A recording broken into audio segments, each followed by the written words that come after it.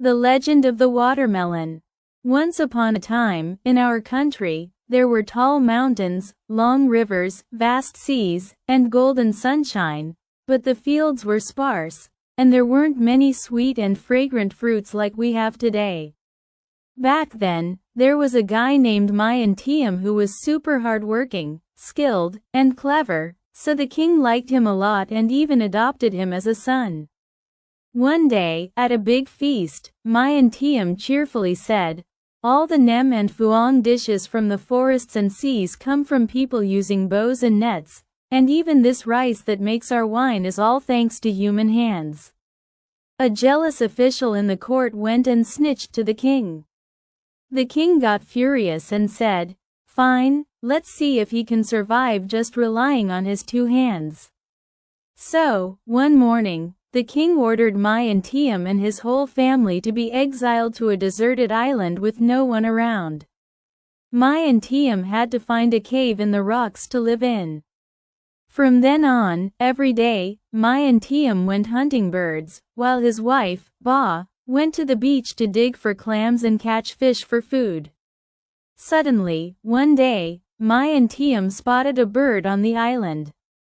The bird ate a piece of some weird fruit and spat out tiny black seeds. Mai An Tiêm thought to himself, if a bird can eat it, humans probably can too. So, he picked up those seeds and planted them in a damp, mossy rock crevice. A few days later, the seeds sprouted and grew leaves, spreading all over the patch of land. Mai An Tiêm and his wife took care of those strange plants morning and night. Soon, they flowered and bore fruit. When the fruits got big, with dark green skin, Mai An Tiêm picked one, cut it open, and saw bright red flesh, white pulp, and lots of shiny black seeds. The whole family loved it because it was sweet and refreshing. Mai An Tiêm called it red melon. From then on, Mai An Tiêm kept planting more melons. The crop got bigger, the fruits grew larger, and they tasted even sweeter. Every harvest season, Mai An Tiêm carved his name into some of the melons and tossed them into the sea, letting the waves carry them to the mainland. One day, a boat came by and wanted to trade for the precious melon seeds to sell on the mainland. From then on, Mai An Tiêm got food, daily supplies, and even built a cute little thatched house.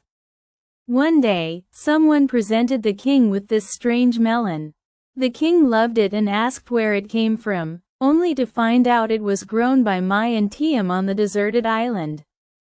The king realized he'd been wrong and sent a boat to bring Mai An Tièm's family back.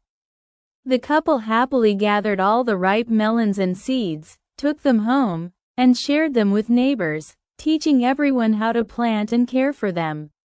That's the origin of the watermelon we eat today. Lessons learned. Lesson on perseverance and patience. Even though Mai An Tiêm was exiled to a deserted island, he didn't give up. He kept working hard, finding ways to survive and improve his life. The image of Mai An Tiêm growing that strange melon shows real perseverance and patience, not afraid of challenges. Perseverance and patience help people overcome any obstacle. We should all learn from Mai An Tiêm to get through the tough stuff in our own lives. Lesson on creativity and curiosity. Mai An Tiêm was always curious, observant, and thoughtful.